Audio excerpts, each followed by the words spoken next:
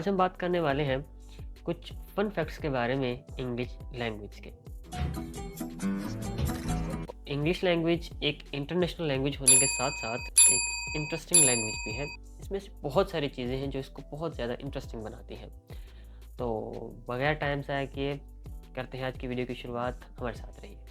चलो भाई। As we all know that English जो लैंग्वेज है वो पूरी दुनिया में बोली जाती है और इसको पूरी दुनिया में लोग समझते भी हैं और इसको इंटरनेशनल लैंग्वेज का दर्जा हासिल है।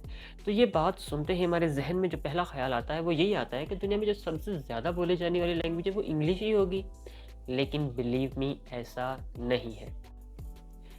पूरी दुनिया के अंदर सबसे ज़्यादा बोले जाने लैंग्वेजेस में से इंग्लिश का तीसरा नंबर है। आज भी अकॉर्डिंग टू द गूगल दुनिया में सबसे ज़्यादा बोली जाने वाली लैंग्वेज जो है नंबर पर चाइनीज़, दूसरे नंबर पर स्पेनिश और तीसरे नंबर के ऊपर इंग्लिश है।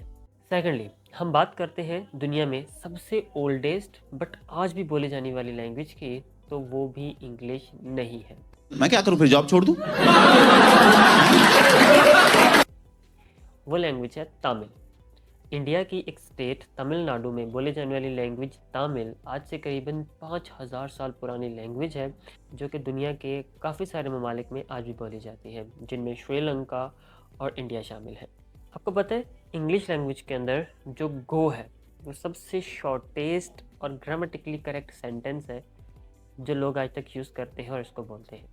इंग्लिश लैंग्वेज के अंदर जो लेटर आई है वो सबसे पुराना और सबसे छोटा ऐसा वर्ड है जो आज भी इंग्लिश में यूज़ होता है। आपको पता है एक एडजेक्टिव जो है वो इंग्लिश में काफ़ी हद तक यूज़ होने वाला पार्ट ऑफ स्पीच है। तो उनमें जो सबसे ज़्यादा इस्तेमाल होने वाला जो एडजेक्टिव है वो है गुड। और अगर हम बात करते हैं ऐसे नाउन की जो कि काफ़ी हद तक और काफ़ी ज़्यादा यूज़ होता है, तो वो नाउन शायद आप लोग सरप्राइज होंगे सुन के, वो है टाइम। टाइम एक ऐसा नाउन है जो इंग्लिश लैंग्वेज में सबसे ज़्यादा इस्तेमाल होने वाला है। आपको पता है कि इंग्लिश लैंग्वेज के अंदर ऐसा कौन सा वर्ड है जिसकी सबसे ज़्यादा डेफिनेशंस बनती हों? तो मैं बताता हूँ, वो है सेट। सेट एक ऐसा वर्ड है इंग्लिश लैंग्वेज का जिसकी सबसे ज़्यादा डेफिनेशंस बनती हैं। इसके अलावा और भी बहुत सारे वर्ड्स हैं जिनके डेफिनेशन तो बन सकते हैं, लेकिन ये एक वाहिद है जो अलग अलग सेंसेस में यूज़ होता है और इसकी काफ़ी ज़्यादा जो है वो डेफिनेशन आप बना सकते हैं। अगर बात की जाए इंग्लिश की तो ये अपने 3 फेसेस से होकर गुजरी है, old English, middle English and modern English.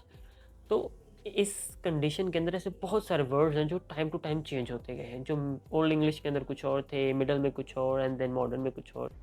अरे कहना क्या चाहते हो? लेकिन the word town, TOWN, word town एक ऐसा वर्ड है जो इंग्लिश के अंदर काफ़ी ज़्यादा पुराना वर्ड है और आज तक एज इट एज यूज़ होता है, जिसमें कोई चेंज नहीं आया। Whenever we thought about English language or to learn about English language, तो एक डिक्शनरी का वर्ड हमारे जहन में आता है कि हाँ, वी मस्ट नीड डिक्शनरी। तो मैं आपको बताता चलूँ कि इंग्लिश लैंग्वेज की सबसे पहली जो डिक्शनरी है वो सन 1755 में लिखी गई। उसके बाद फिर अलग अलग डिक्शनरीज आई और ऑक्सफोर्ड वगैरह की भी बहुत सारी डिक्शनरीज हैं, लेकिन पहली डिक्शनरी जो थी वो 1755 में लिखी गई। आप लोगों को पता है आजकल हम इंग्लिश के अंदर एक कॉमन सा वर्ड यूज़ करते हैं जब हम किसी को खुदा हाफिज़ कह रहे हो, मतलब इंग्लिश के अंदर हम उसको गुड बाय का वर्ड यूज़ करते हैं। क्या आप लोगों को पता है कि ये ओरिजिनली एक ओल्ड इंग्लिश का फ्रेज़ था, उसमें से लिया गया है। और वो फ्रेज़ जो था वो था God be with you. God be with you को जब ओल्ड इंग्लिश से ये मिडल में और मिडल से मॉडर्न में आया तो ये गुड बाय में चेंज हो चुका है। आपको पता है कि इंग्लिश को द लैंग्वेज ऑफ एयर भी कहा जाता है। So you will be surprise that English of air, हवा की ज़ुबान। So why, let me tell you.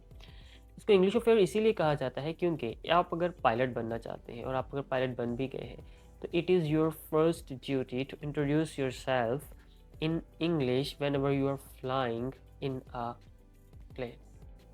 अगर आप एक जहाज़ उड़ा रहे हैं बीइंग अ पायलट, तो आपको इंग्लिश जो है वो आपकी एज अ फर्स्ट लैंग्वेज या फिर एज अ कंप्लीट ग्रिप और फ्लुएंट लैंग्वेज के लिहाज से आनी चाहिए। दैट्स वाई, या फिर ऐसा भी कह सकते हैं आप कि अगर एक पर्सन किसी जहाज़ को उड़ा रहा है तो दुनिया के किसी भी रीजन में चला जाए, भले वो चाइना में जा रहा है, अमेरिका में जा रहा है, इंडोनेशिया में, जापान में, कहीं भी, तो वो जो नेक्स्ट एयरपोर्ट के ऊपर जिस पर्सन के साथ वो कांटेक्ट में होगा तो उनकी लैंग्वेज जो है वो इंग्लिश होनी चाहिए।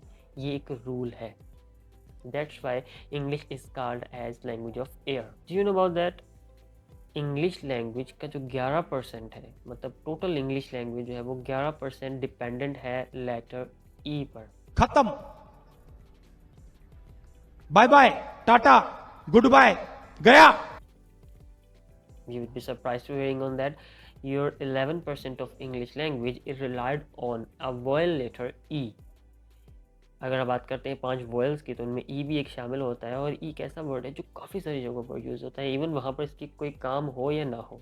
जैसे कि आपके पास वर्ड है right, WRITE, with the pronunciation of E here.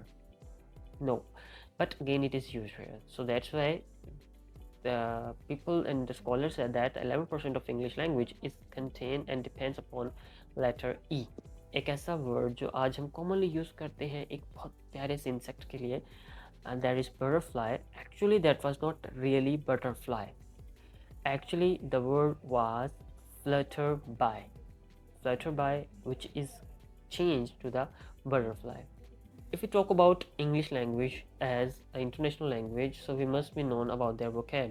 अगर हम एग्जैक्टली वोकेबलरी का अंदाज़ा लगाना चाहें तो काफ़ी मुश्किल होगा, लेकिन एक ही एक्सपेक्ट हम लगा सकते हैं कि तकरीबन 4000 वर्ड्स हर साल इंग्लिश डिक्शनरीज के अंदर ऐड किए जाते हैं। ओ भाई, मारो मुझे, मारो मारो मुझे, मारो मारो। नहीं, ये मजाक हो रहा है, एक सेकंड यार, मजाक हो रहा है। जो कि न्यू वर्ड्स होते हैं, न्यू जनरेटेड वर्ड्स होते हैं। इंग्लिश के बारे में कहा जाता है कि इंग्लिश जो है दुनिया की 67 कंट्रीज़ की ऑफिशियल लैंग्वेज है। लेकिन अगर हम बात करते हैं ऐसी कंट्री जिसके साथ इस लैंग्वेज को काफ़ी ज़्यादा जोड़ा जाता है, USA की, तो ये वहाँ की ऑफिशियल लैंग्वेज नहीं है। ऐसे तो नहीं होता है। English is not the official language of USA। तो बात करते हैं इंग्लिश के अंदर नए अल्फाजों के ऐड होने की, तो यहाँ पर जो है वो विलियम शेक्सपियर ने काफ़ी अहम किरदार अदा किया है। इन्होंने तकरीबन 1400 या 1500 से लेकर 1700 तक जो वर्ड्स है, न्यू वर्ड्स है, वो इंग्लिश डिक्शनरीज के अंदर ऐड किए।